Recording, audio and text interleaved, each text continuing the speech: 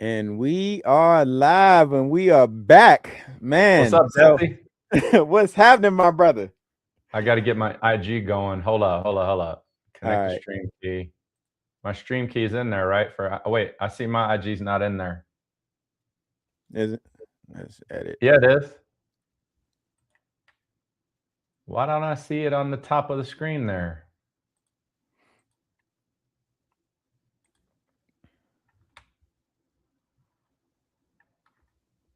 Hang on.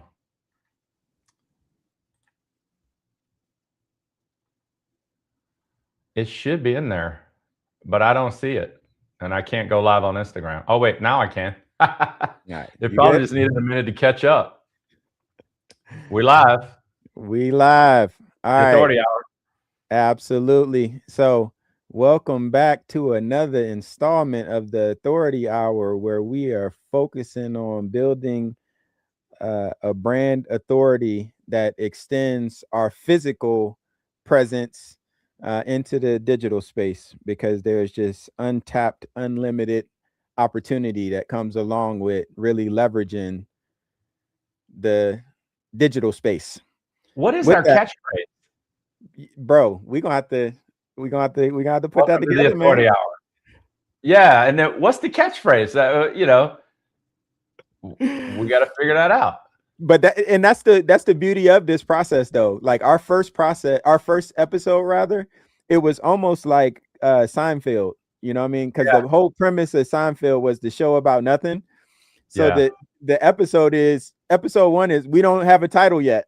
You know what I mean? And it's evolved ever since. So it's going to continue to, yeah. But we do need to come up with that catchy tagline that encapsulates what this value proposition is. We'll definitely work on that. But man, we missed last week because you were out there, uh, like living your best life, bro. How was it? How was your time out? It was great. So every year we go skiing in Beaver Creek, Colorado, at the Arrowhead Lodge. They have, it's just a little bit past Vail, and the kids like to go. And the snow wasn't that good this year. However, there were multiple runs open that we could use every day. I did about 35,000 feet of elevation, meaning I went down and up the lift. I went, what does that mean? It means I went up and down the mountain about 7 times a day, which it's not a lot, but it's a full day of skiing, and it was a good time. So yeah, I enjoy that trip. I like going to that mountain and skiing once a year and then getting in the hot tub when we're done.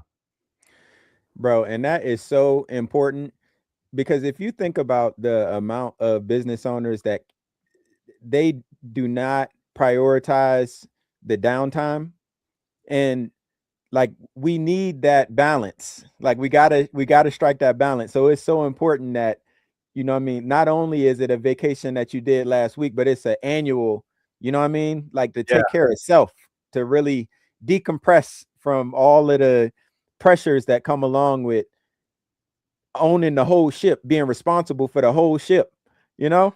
I mean, there's a couple of different ways to look at it. That is definitely one way to do it, right? Decompress and block it off and not do it. I'm actually in the other school, so I don't. They're all intertwined. So basically, my entire life is what you see. Like, so every day I made another video. If you follow me, every day I made another video. I was like, hey, I'm on vacation. Here's what I'm talking about today. Like, and I dealt with multiple clients, emails, text messaging. Here's the difference: on my terms, all on my terms, from the hot tub, from whatever, it doesn't matter. So for those of you out here who have they don't like the word balance, that's okay. They can both exist. Some people need that balance where they have to disconnect altogether. I'm not one of them. I'm like, I'm always on. Touche. But to answer you, to just make sure you hear me, right? I enjoy the time with the kids, going up there to go skiing once a year, annual event. I'm all working at the same time.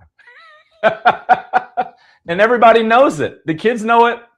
Everybody knows. They're like, oh yeah, Dad's working on a video. I'll be right with you. We'll play what were we playing? Phase 10 and cards.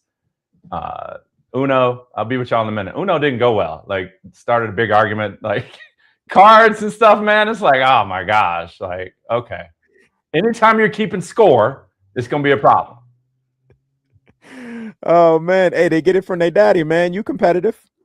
Me and my best friend do not play anything that has a score attached to it, except for golf. Because golf, if you're a golfer, you're playing against yourself. Like, okay, you're trying to beat me, but you can't physically do anything to beat me.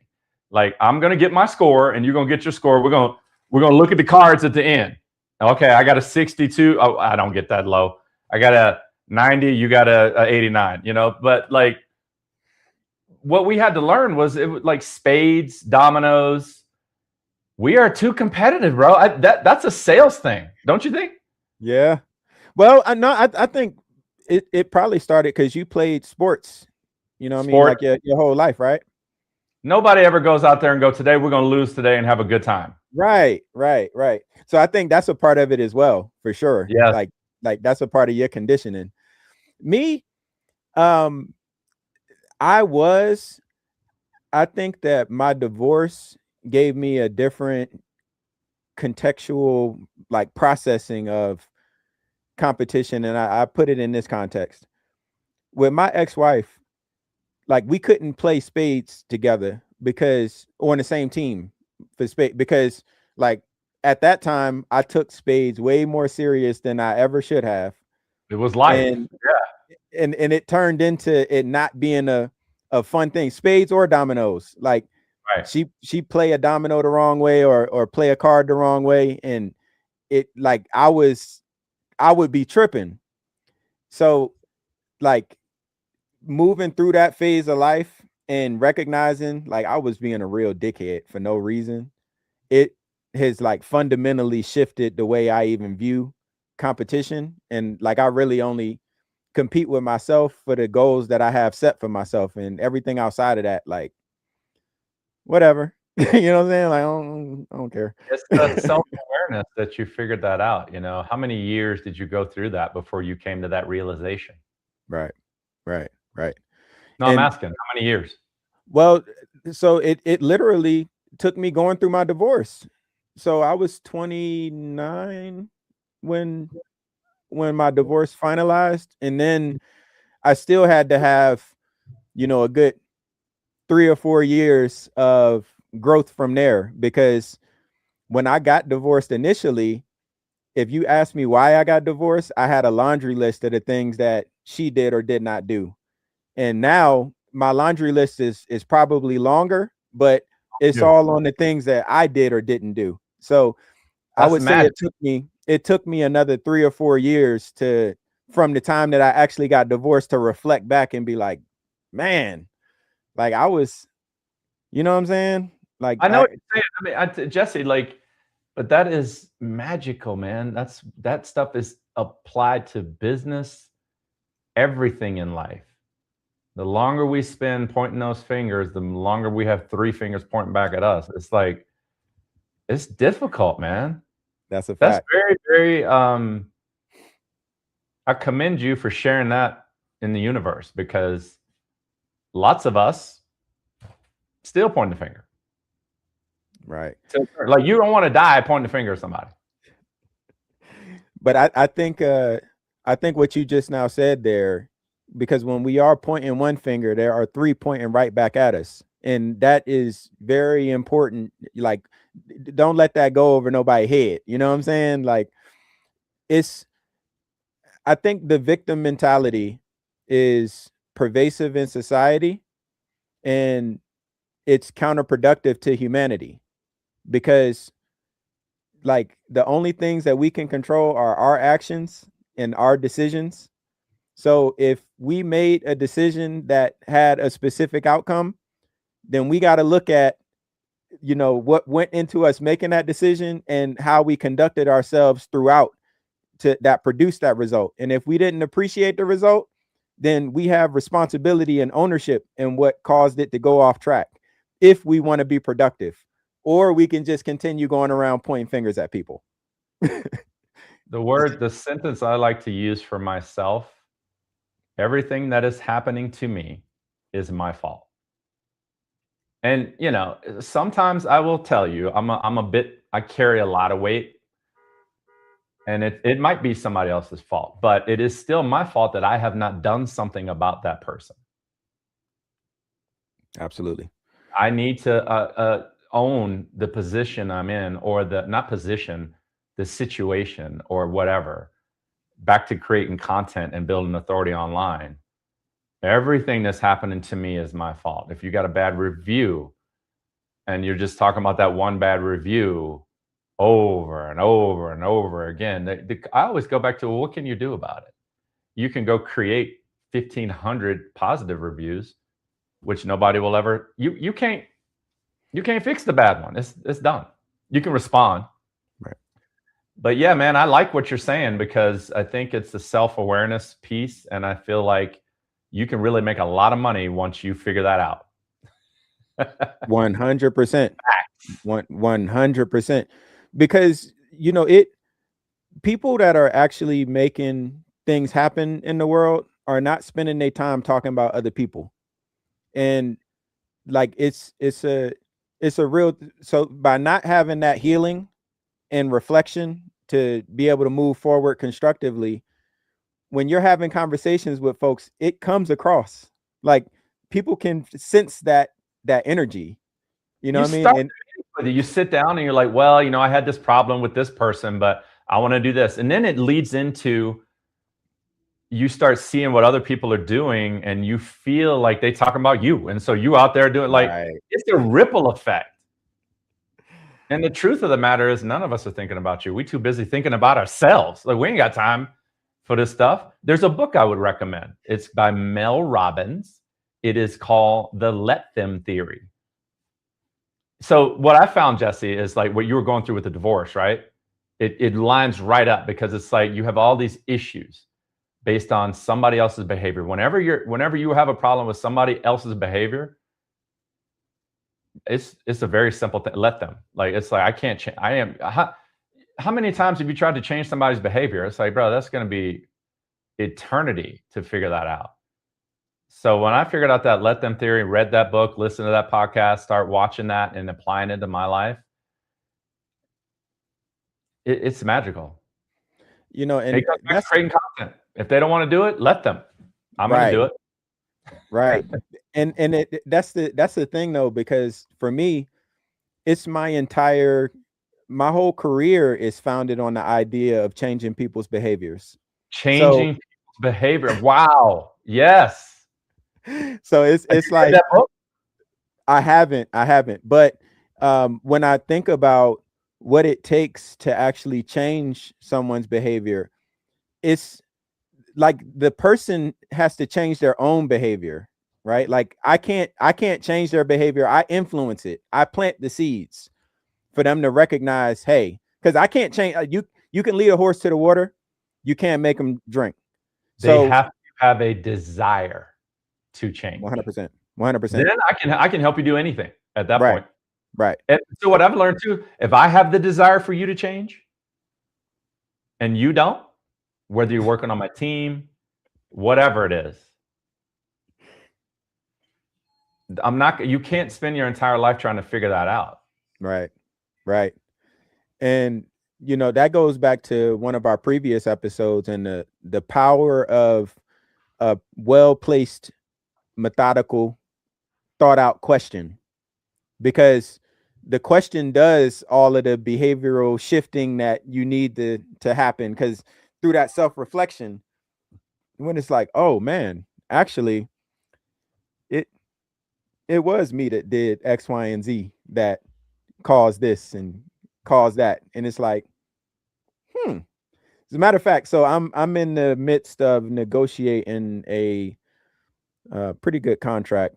We'll talk about that more in you and I'll talk about that more in detail once I solidify it. But this company that I'm talking with, they asked me,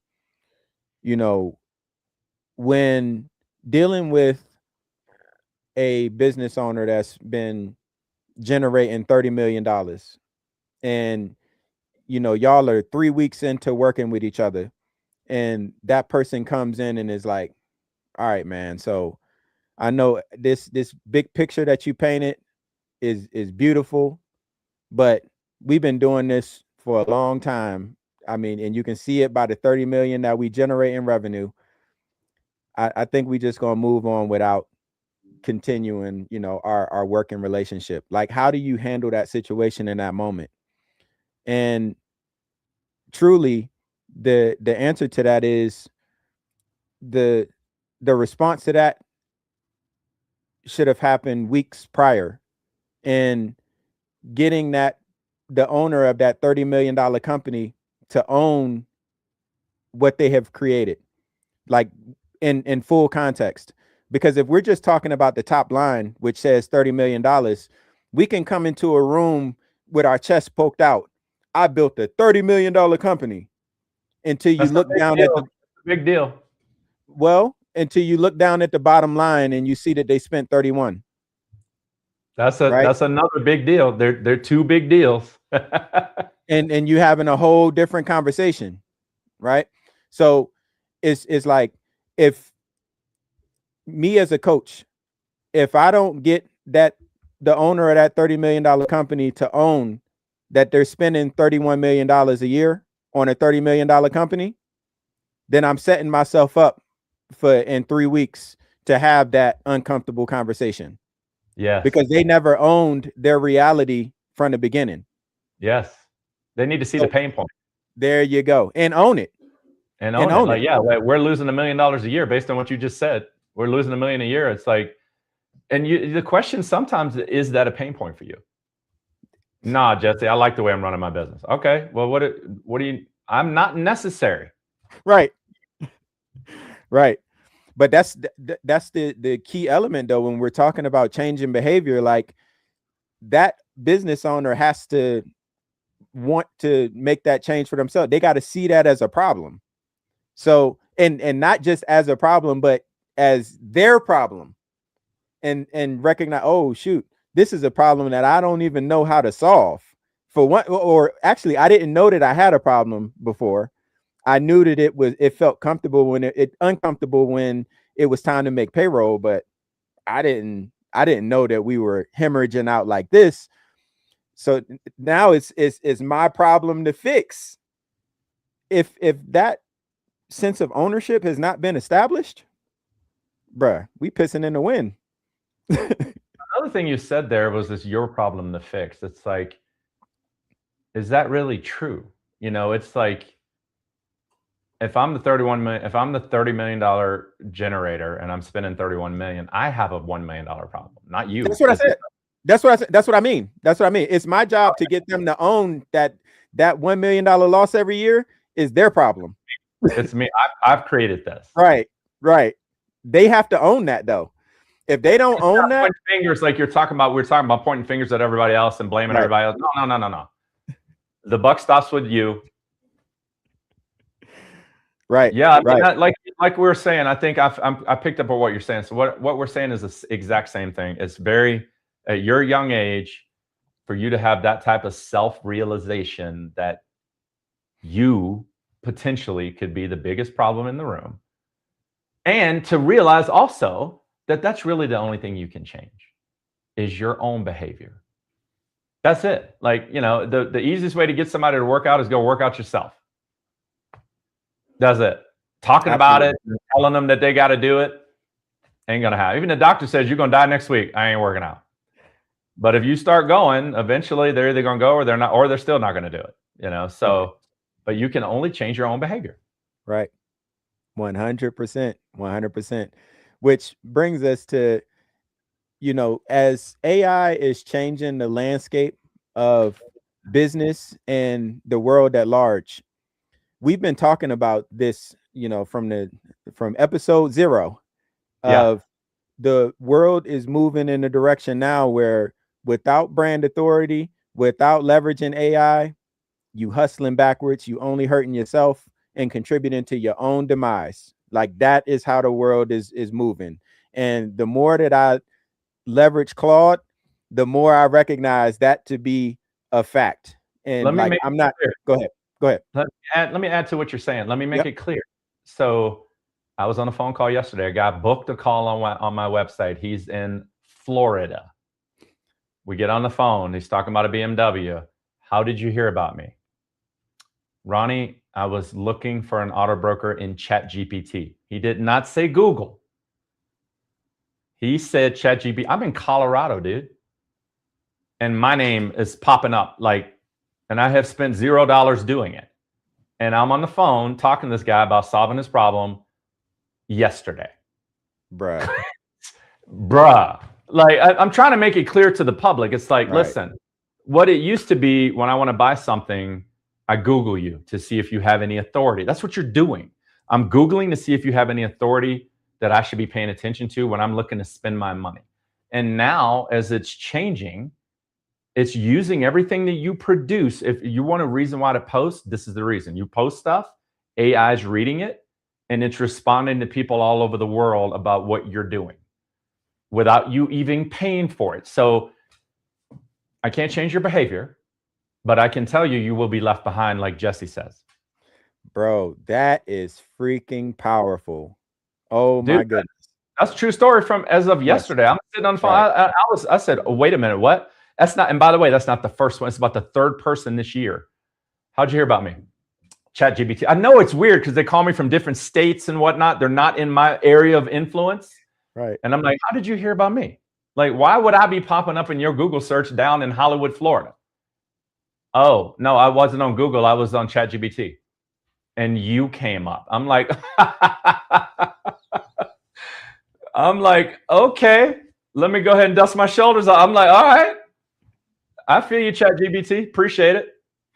And I'm going to give you more information so that you can use it even more. And that's because you expanded your area of influence by leveling the playing field online. You know what I'm saying? It's just a body of work, a continuous effort. Oh man. Yeah, that's a fact, man. I didn't even get a chance to tell you that. Like you were talking about, I feel like we have these reasons why people should do it. But we're back to the divorce. I can't change the behavior. It's like I don't want to get so negative about it, but I'm like, come on, man. The bottom line is you're going to have to do this or you're just not going to be in business. Absolutely. Absolutely. That's where the world is going. And especially in times where it's difficult to discern real from fake. Yes. So it's like, we don't know who really is the legitimate sources of knowledge and execution versus those that are reading a script that ChatGPT wrote for them. You know what I mean? I see them scrolling through my competition and I'm like, oh yeah, that's cute. Like, that's cool. And it just reinforces what I'm doing. I'm like, oh yeah, no. I need to double down, not on that topic, but I'm gonna double down on this because I'm real. I'm 100%. ChatGPT helps me with speed and analysis and effort. I cannot outdo the effort. You can't get a pen and paper out and outright ChatGPT. Like, what I'm waiting for is when I can just talk to it. Or it's available and I don't know how to hook it up. I need to put a microphone in my ear so I don't have to actually type in what I'm trying to do with all these misspellings and everything. It knows me well enough to spell it right, but like, I feel like I'm still missing the boat on that technology where I need to be like at any moment, like, hey, I'm thinking about this. Put this in the effort for me. Like, help me write a blog on this right now. You're using it. Aren't you? Record stuff, don't you? Yeah, but you already know the way that the technology is moving. We only like one or two iterations of our current phones away from it. Like, I know on Apple we got Siri. And like you ask Siri to do whatever and it just does it. Like, we are a version or two away from our phones being just what you're describing, where it's not only the research piece, but doing the things. So it's like you just tell your phone, all right, order my dinner for tonight. Oh, that's live now. Yeah, that's live. Yeah. That you just speak it and it does it. It's live. Like, they already have that, dude. You can go program it in there. Like, this is what I like to eat, whatever. And it'll show up at your house. They already got, like, I tell you, like, Yeah. I'm sitting there talking to ChatGPT, and somebody out there is like, Ronnie, that's been alive for 3 years. Like, Right. I just haven't figured out the technology I need to deploy in order to turn it on so I can start talking to it. I kind of miss that Google speaker thing. I have one at home. I never use it. The only reason I remember I have it is I speak too loud, and it's like, well, the weather is, I'm like, I wasn't talking to you. Right. But I feel like I need to go back to that and be like, hey, how can I get even faster? Somebody's in the chat. Let's see if they got an answer. Look at this guy. He's like, I've been talking to Gemini for a minute now. Sugar Bear 65. Right. Sugar Right. Bear, that sounds like Jeffrey. Now you can definitely talk to ChatGPT. It took a while for them to add that function to Claude as well, but you can talk into it. But I'm speaking about like that. It's like that is fully bingo. That That's is fully immersed. That is fully immersed into your phone, right? Yeah. Where like it's just integrated where you don't have to open up your ChatGPT. You just say what you say, and the phone picks it up and places the order. Like I'm talking about it being integrated that way. I wonder, I wouldn't be surprised if they already got that structured as well, though. The way that this technology is moving insanely fast, bro. For sure, for sure. And to that point, so I found this gentleman. His name is Omar Farouk on Instagram. Farouk Omar is his tag. Okay. And the gentleman has built an incredible following by being consistently engaged on social media. So as I'm looking at his content, it's like super simple, like really, really like cut and dry, normal type posts, like nothing really advanced out of the ordinary at all. And I'm like, that, because I have my virtual assistant putting together content for me. And it's all of these bells and whistles and all this stuff. And people are seeing it. I can see the reach happening, but it's not stimulating the engagement. Yeah. It's just like people are just seeing it. So it's not, I haven't built up enough of my own unique audience for the engagement to catch up. So as I'm looking at what Omar is doing, I'm like, man, clearly there is a formula in that is effective, because he keeps the content flowing, but his audience is flowing off his social media to his platform where he's able to provide additional value. Right.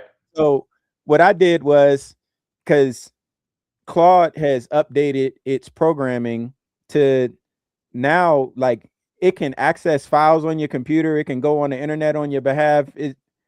It's a lot.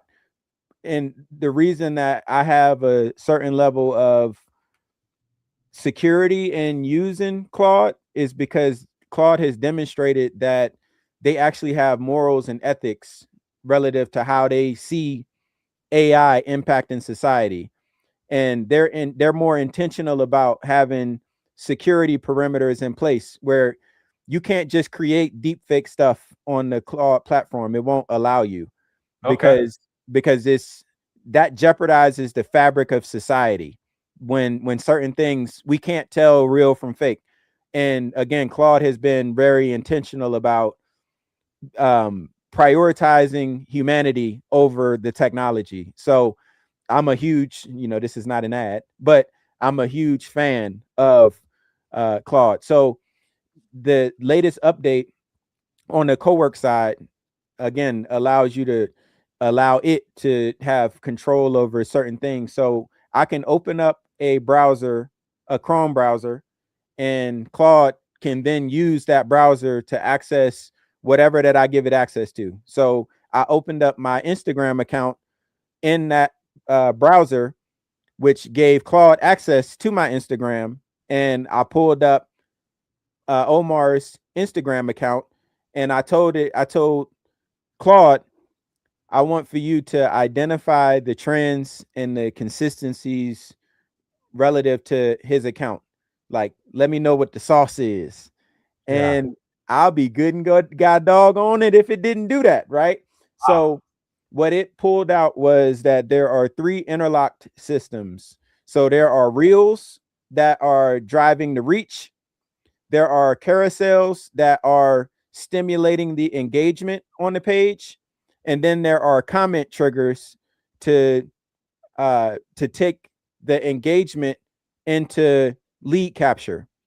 Yeah. So when the call to action, go ahead. He's got a system. Right. So at the end of all of his posts, he's got a call to action, which is a trigger. So like for us, if our trigger is, you know what I mean, if you found this valuable, then comment broker or comment coach or what have you. And then resources like ManyChat or Go High Level will immediately respond back to the person that commented on the post. Right. And that creates the opportunity to capture that lead. And from there, depending on how the sales funnel structure is like strategized, then you're off to the races of converting that reach into revenue. That's great. And how do you get the new person to get that figured out? Like, how do they figure that out? Like, you're talking about top of funnel, right? Like, how do you build a funnel like that? Right. So, what would be the purpose of it for this conversation? I guess is what I'm saying. Like, how can you elaborate on what a viewer of us could use right now? Absolutely. So, let's say that we take this exact clip that we're talking about right now, and then we put it out on social media to create awareness for the podcast. And in the comments, we have a caption that has a hook that, you know, catches the attention, but then the storyline in the comments that actually ties back, not in the comments, in the caption itself, that ties back to the content in the clip. And then we tell them, all right, so if you want to know more information, or if you want to join our community, or whatever it is that we're asking them to do, we just tell them to comment. And then when they comment, so let's say that they commented authority, and now they get the notification in their inbox. When they click on the message in their inbox, now the lead capture process starts, because we're offering value. So in the email, in the DM rather, it may be, you know, if you want to have a sneak peek at the episodes before they are released to the general public, then you know, provide your email address and we'll get you into that community. And that could be the lead capture. So now we're bringing them deeper down into the funnel. So now we got their email because they are interested in getting a sneak peek in the episode. But now we also have the opportunity to introduce them to more value, or more opportunities for different problems that they may be experiencing to be solved. So now from the clip that we put on social media, we're pulling you down into a funnel of value that you didn't know existed. And now you just kind of off to the races. You can take it in multiple directions. So in that sense, being the baseline of the authority hour is to talk about digital authority. If we were pulling them into contact, well, actually capturing their lead information rather, we then can spiral them off to, well, if you're having issues with securing a vehicle, we have a broker opportunity for you. If you're having a issue with your business owning you as opposed to the other way around, there's an option for that, right? And now again, the funnel just continues to pull them deeper in. Does that answer your question? Yeah, it does. I think what it all starts with is one thing: producing content. For sure.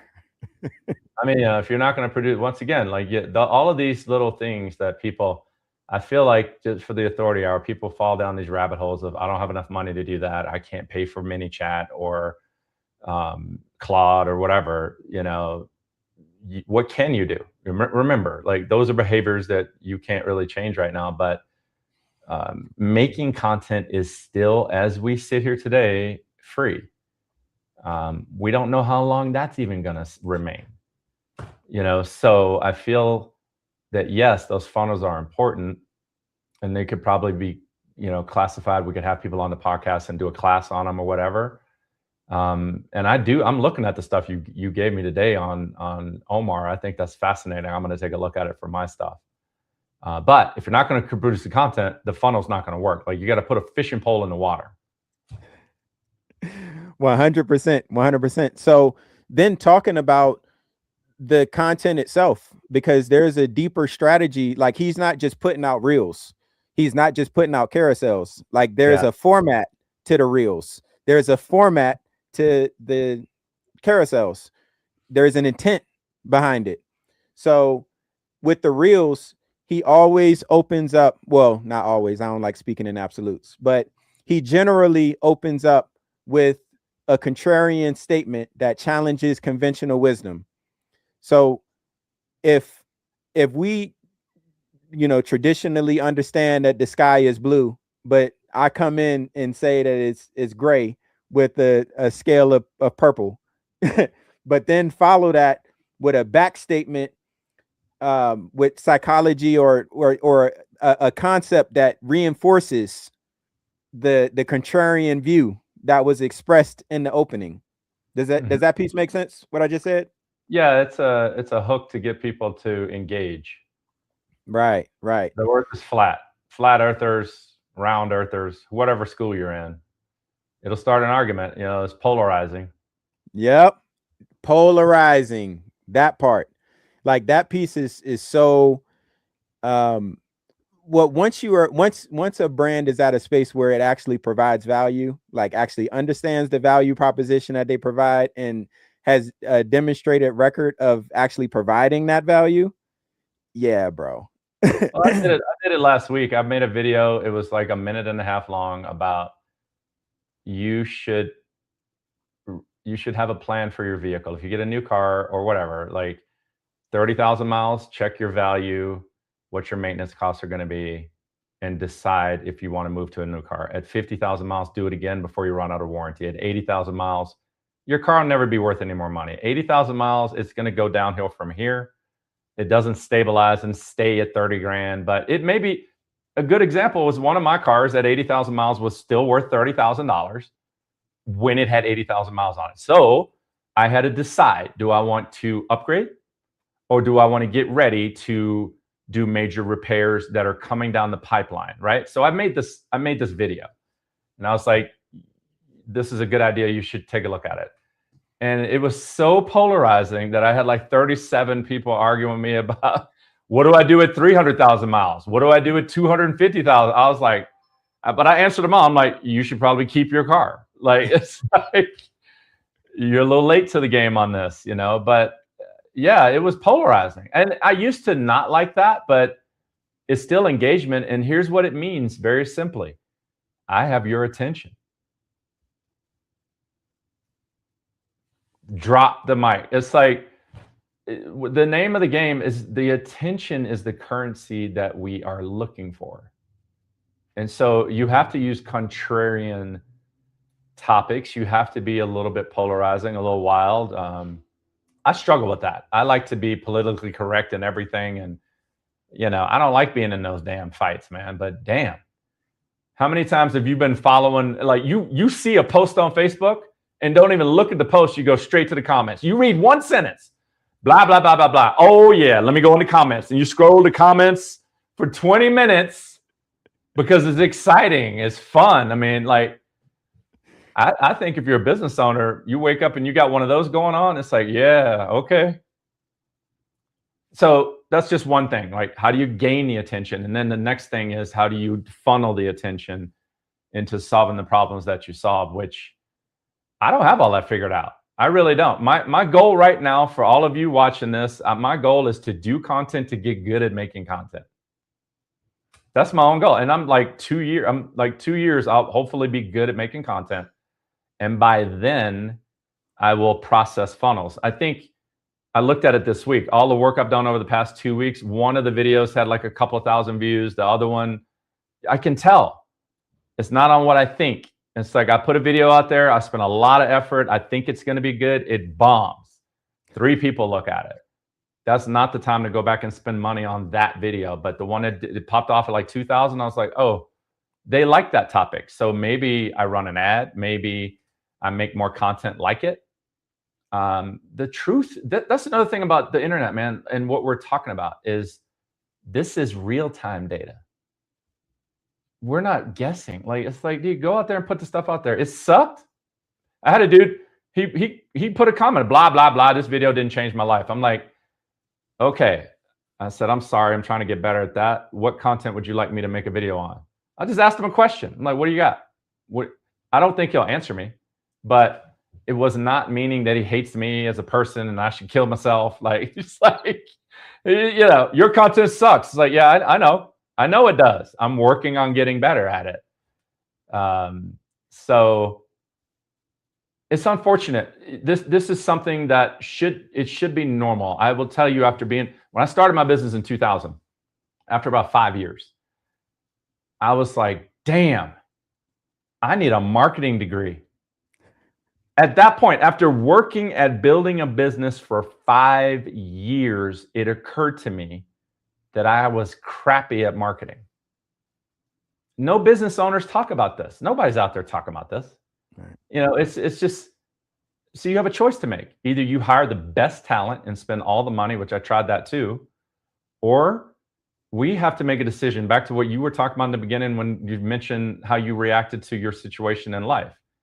I got to get better if I want to stay in business, or yes, I can go get a job. Like, I had to get better. So you think I'm really in love with creating content? Not necessarily. I'm falling more in love with it as time goes on, because I feel like the information I'm giving will help somebody. That's why. Not because it's going to make me any money, or I'm going to get you to comment and fight with me in the comments. I'm like, I don't care. I feel like I've spent 30 years doing what I do, and I feel like I have valuable things to give you if I can get your attention. And so maybe I'll monetize that at some point, but right now I just want to get good at making content. So you brought it up, written word, carousels, all these different things. If you guys don't want to do videos, don't do videos. Or make an AI video and do a voiceover. That's another video. You know, you can just make one picture and then you talk. There's a lot of channels out there that I've never seen their faces, and they have millions of viewers. Mm-hmm. No face. Mm-hmm. Your choice. The key is to start and to keep going. Like that's the key to all of this stuff, because we can mentally defeat ourselves very easily and prevent the spread of the value that we provide to the world and to the ecosystem at large. Put the content out. Now, another piece that they mentioned relative to Omar Farouk was like understanding the themes that actually move your audience. So for him, his audience, anything that has something to do with pricing psychology or revenue predictability for service founders, daily targets versus big goal thinking, client behavior and conditioning, social proof and resilience against doubters, and resource lists. Like those are the things that gets his audience going. So he structures his content around it. So that leads to a natural question of for the novice of, well, how do I figure out what the themes are that actually move my audience? By posting. Yeah. There's not what you're also saying is there's not. It's nice to follow Omar, or like I like Gary Vaynerchuk, whoever you're following. I think number one, you should do that. Don't follow me. I don't have enough social proof on my content creation yet. I've got about 5 years of doing it, maybe 6. 2019. I don't know. But like the thing is, it's like I'm not a proven content producer at this point, but someone who has that authority like Omar, you got millions of viewers or whatever. Yes, use that information, but it comes back to what Jesse just said. It's like, look, you know, some people are going to get lit up by what you say, but we're not going to know until you put the content out there. You can't just go out there and copy somebody else and expect it to always work, which is also the beauty of it. You are a personal brand, whoever is listening to me right now. you are a personal brand, very unique, created in the Lord's image. You can do this. And, you know, make it happen. 100%. 100%. 100%. And I think one of the things that detracts folks from getting started or continuing is like the emotional, that feeling of no one cares, no one's watching. And it's like, bro, everybody that is anybody started with nobody knowing them. Not well, you see, I'm speaking in absolute. So like you got like celebrity kids and stuff like that that we've known before, but by and large, the majority of people, when they that we know, there was a time that we didn't know them.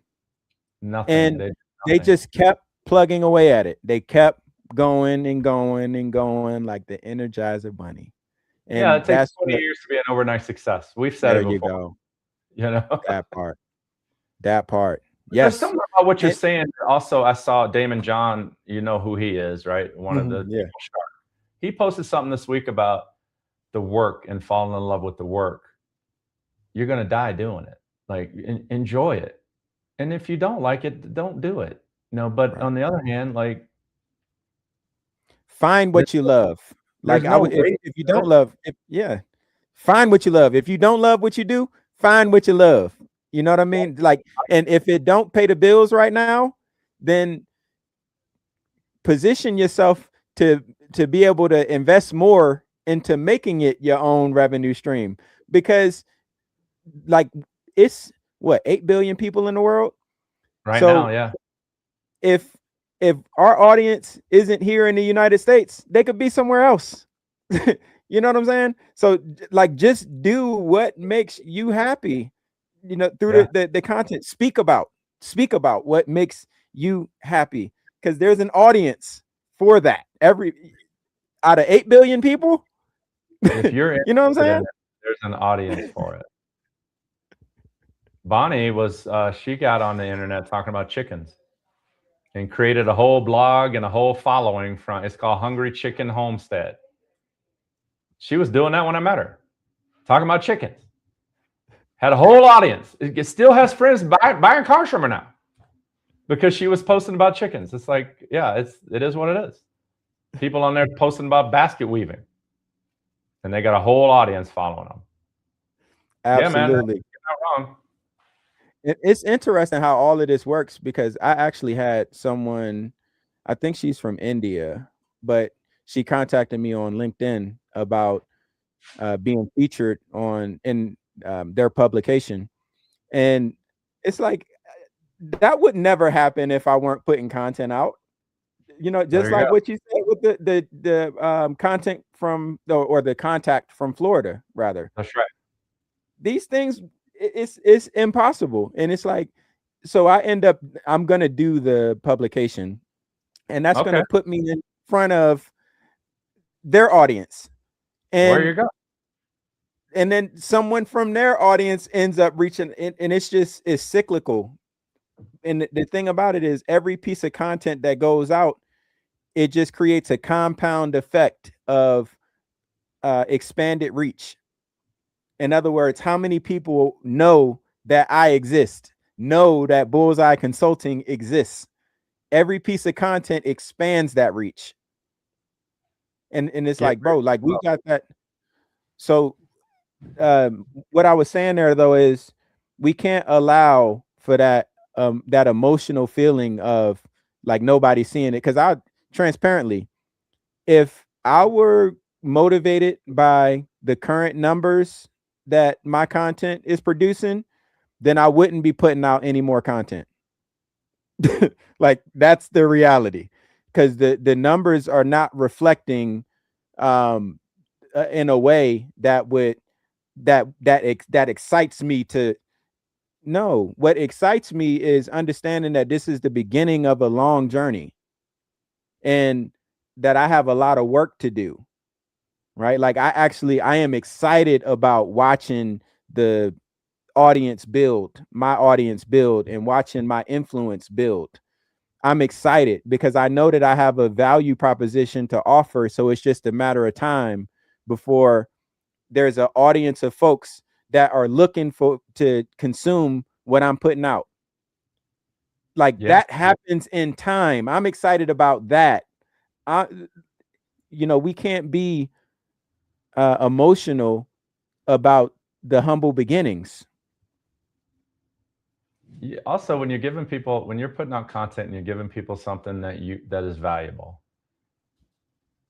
it feels good. That's the only thing that excites me. I don't care about the audience. I don't care about how many followers or likes or engagement. I know that after doing what I do for 30 years, that I have something to say about it. That's incredible. That will help you. Whether you receive the message or ready for the message or whatever, it doesn't matter. But if you're struggling with a car, or you're tired of being in broken cars, or can't figure out your finances on your cars, I've got the answers. And I like giving them away for free. It's like, hey, check this out. You may not like it. That doesn't mean that it's not a plan that you could deploy at some point, maybe even later in your life. I didn't even lease cars until about 9 years ago. I leased one in 93, but then I didn't do it again until like 9 years ago. But that was after, 20 something years of analysis and trying to figure it out. And when I finally got to these solutions, I was like, oh, I'm at a phase in my life now where I really don't want to work on a car anymore. I'm a mechanic. I was a mechanic, and I have no interest in it anymore. So how can I stay in a new car all the time? I can lease cars. The last thing I want to do is talk to a mechanic. I haven't talked to a mechanic on my cars in 9 years. It's like, I have no interest in it. If I'm talking to them, they're coming to pick the car up, do the oil change, bring it back. It's all under warranty. I'm cool. So you may not want to be there now, but maybe later in life. It's a solid answer. So when I'm given that information, it makes me feel good because it's something that you might be able to use that might affect your life when it comes to these stinking cars that always take our money. Absolutely. Yeah. So that's what I'm saying. Like, yeah. And if you can do that in your own business, whether it's HVAC or whatever you're doing, and you're in love with it, somebody's going to pick up on that energy, and they're going to be like, this guy's for real. And I want to work with him when my AC unit goes out in my house. And they might be in Florida. For sure. So when we think about, because that emotional component is a big, huge hindrance in business at large. We're speaking about it now in the context of how emotional decisions can prevent us from really expanding our horizons on the content side of building authority. But expanding that conversation a little bit more broader, what are some of the drawbacks to leading with emotions in business from your perspective? I can only tell you from my own personal experience, but what I'm learning, like if I'm in my office and I turn that TV on to check out what's going on in the world, I'll look at several different news channels: Fox, CNN, ABC, NBC, MSNBC. Like I like to, they're all reporting on the same story. Mm-hmm. I just want to kind of take the information in so I can understand it. Or when it comes to reading books that people maybe that I don't agree with have written, but these people that I don't agree with are really successful, like really successful. And in the past, I wouldn't even listen to it because of emotions. Like, I don't want to talk about it. But I found it fascinating that when I start looking at these other angles and looking at what they have to say, doesn't mean I have to follow them. But I find that it expands my brain. Oh, I understand more now. I have learned this. And so if I'm making decisions on posting content based on my emotions, I feel like I need to get rid of that. Like, I got to figure out a way to make it more systematic instead of based on how I feel today or whatever. I don't know what your experience is with that right now, but I'm finding that 56, a lot of people over the years have lied to me.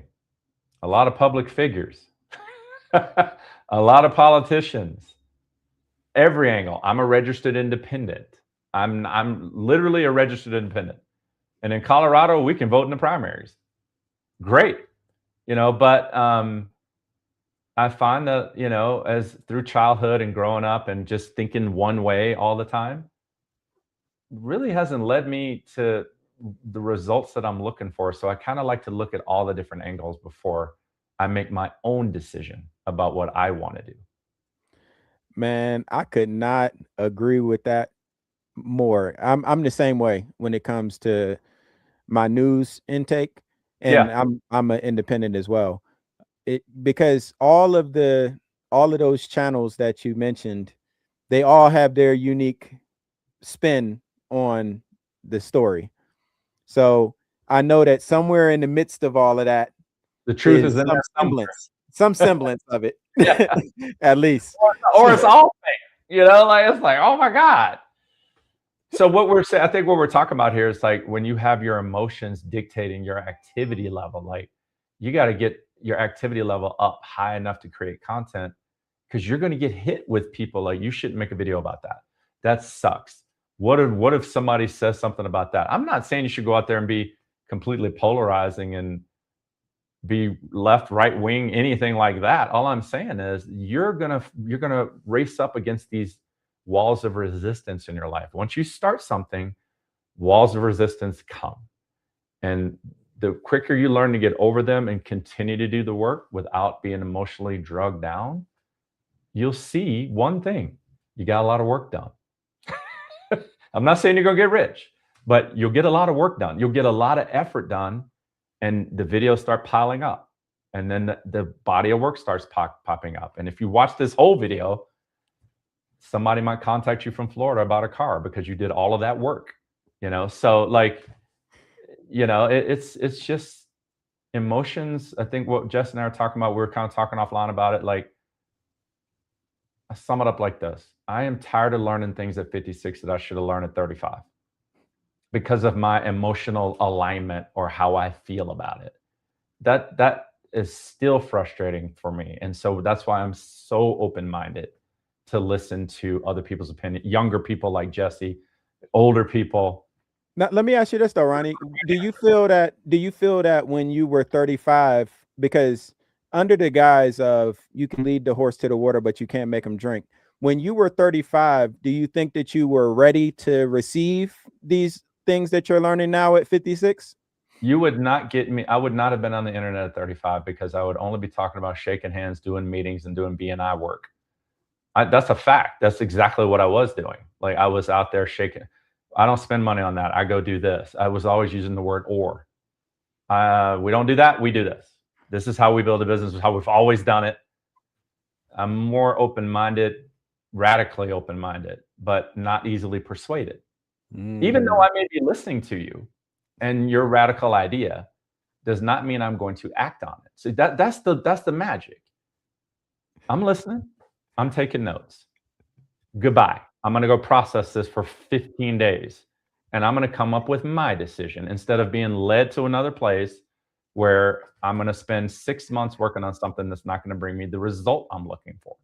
Right. So but I'm not closed off anymore as far as new ideas or new ways to do things. However, I may not act on it. Right. No, because your point is well taken, and I feel it as well. It's like, so you at 56 and you look at me at 40 and like, man, you're a young guy, and then me at 40 and I look at somebody that's 25 and I'm like, you a kid, you a baby. You know what I'm saying?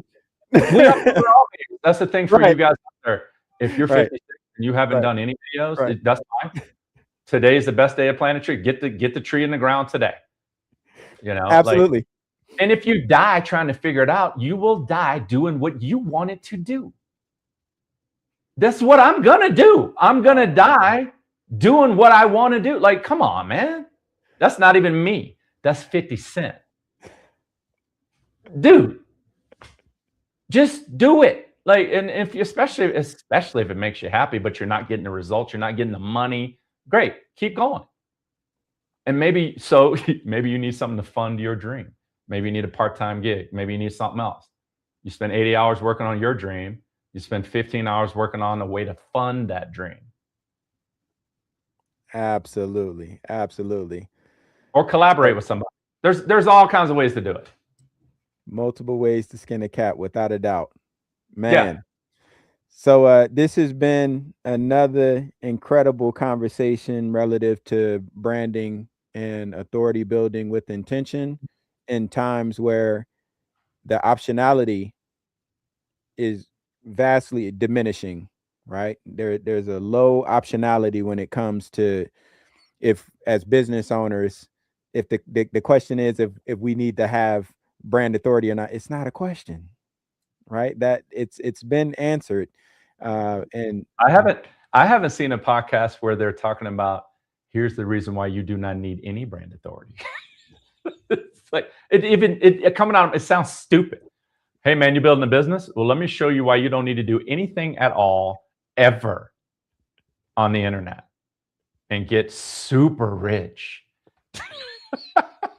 What you need to do is dig a hole and get in there and read your book and wait for them to call.